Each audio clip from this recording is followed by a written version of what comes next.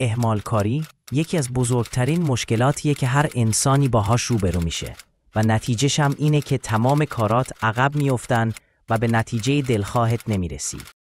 اهمالکاری و عقب انداختن کار اصولاً دو نوع هستن. اولیش در مورد کارهایی هستن که زمان مشخص و محدودی دارن و دومی زمان مشخصی ندارن و ممکنه کارهایی که باید بکنیم رو اصلاً تا آخر عمرمون هم انجامشون ندیم. اما راه حلش چیه؟ بذار اینجا یک بار برای همیشه یاد بگیریم که چطور از شر این عادت کوفتی خلاص بشیم. میخوام خیلی کوتاه و مفید 5 تا روش بهت بگم که خیلی بهت کمک میکنه. اما قبل از این که بریم سراغشون، قول بده که واقعاً بهشون عمل کنی و ساده از کنارشون رد نشی. مورد اول، کارهای سخت رو اول از همه انجام بده. صبح که از خواب بیدار میشی، یک لیست تر و تمیز از کارهایی که قراره توی اون روز انجام بدی تهیه کن. داخل این لیست به ترتیب سخت‌ترین کارها و بعدش آسون‌ترین ها رو قرار بده.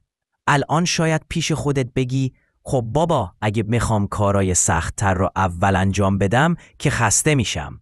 اما نه، اصلاً از این فکرها نکن، چون دلیلش رو الان بهت میگم. بریان تریسی تو کتاب معروفش میگه اگه باید 2 تا قورباغه بخوری، اول اون یکی که زشته رو بخور. یعنی چی؟ یعنی سخت‌ترین و مهمترین کاری که امروز باید انجام بدی رو بنداز اول صف. ما معمولاً کارهایی که ترسناک یا سخت به نظر میان رو عقب میندازیم، در حالی که همون کارا بیشترین تأثیر رو توی موفقیت ما دارن. انجام دادن اون کار اول روز نه تنها از شرش خلاصت میکنه، بلکه بهت حس پیروزی میده و بقیه روز رو با انگیزه بیشتری ادامه میدی. مثلا اگه درس خوندن یا تولید محتوا برات سخته، همون صبح دست به کار شو و نذار ذهنت بهونه بیاره. مورد دوم، عادتهای قدرتمند بساز. یکی از مهمترین اخلاقیات یه فرد عادتهایی که داره. عادت چه خوب و چه بدش توی زندگی ما تأثیر بسیار زیادی داره. و اگر ما کنترل عادتهامون رو به دست بگیریم، قله‌ای نیست که فتحش نکنیم. جیمز کلیر توی کتاب عادتهای اتمی میگه تغییرات بزرگ با قدم‌های کوچیک شروع میشن. مغز ما با تغییرات بزرگ راحت نیست، ولی اگه تغییرات به ظاهر کوچیک ولی مداوم باشن، ذهنمون راحت‌تر قبولشون میکنه.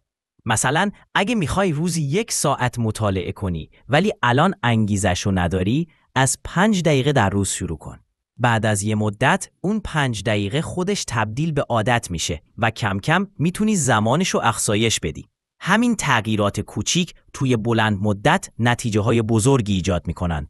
مورد سوم، کارهات رو با تمرکز بالا و عمیق انجام بده، بدون حواس پرتی. صبح زود بعد از بیدار شدن و برنامه ریزی میری که کاراتو انجام بدی و تصمیم هم داری که اول از همه کارهای سخت‌تر رو انجام بدی. وقتی میری سراغ کارت، مدام حواس پرتی ها به سراغت میان و مثلا کاری که باید تو 1 ساعت تموم کنی رو تو 2 ساعت تموم میکنی. اینجا باز هم اهمال کاری نمیذاره کارهات درست پیش برن.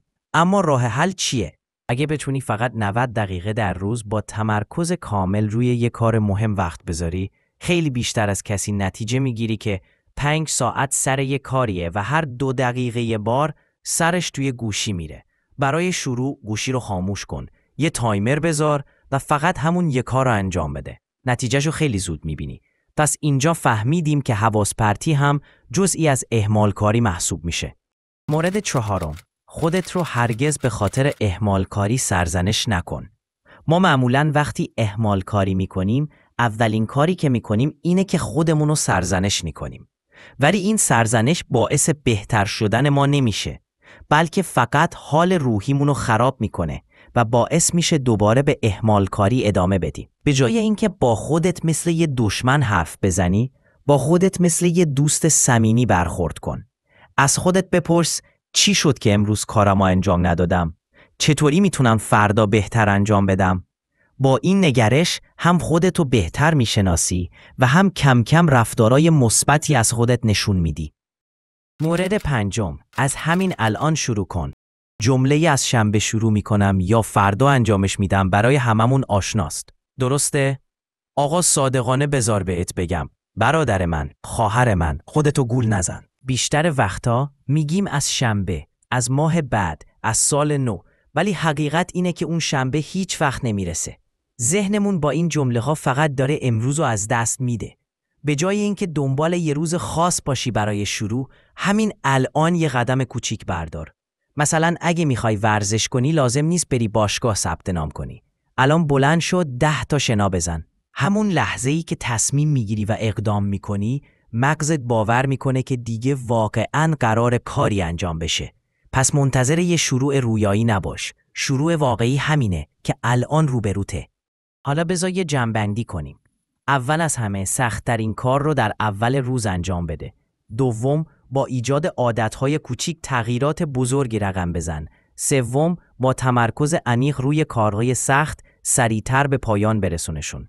چهارم، با خودت مهربون باش و هرگز خودتو سرزنش نکن.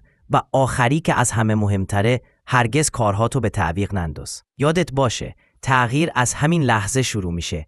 پس همین الان تصمیم بگیر و اولین قدمو بردار. موفق باشی.